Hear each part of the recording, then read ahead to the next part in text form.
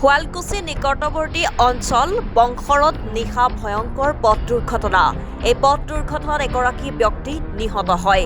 নিহত ব্যক্তিগৰাকী ৰাতিপুৱা প্ৰত্যক্ষ কৰে স্থানীয় ৰাইজে। নিহত ব্যক্তিগৰাকীৰ নাম হৈছে বিকাশ কাকতি। হাজোৰ গ্ৰান্টৰ বুলি পৰিয়ালৰ লোকে ব্যক্ত কৰিছে।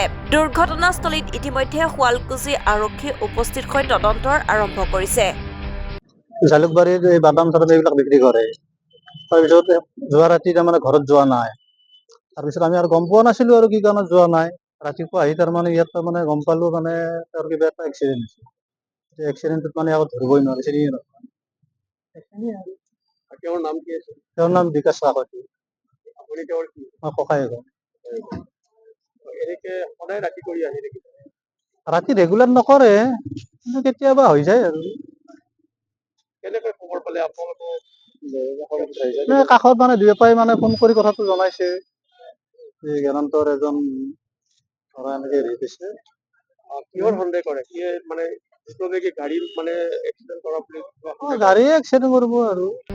Bureau report, voice 365।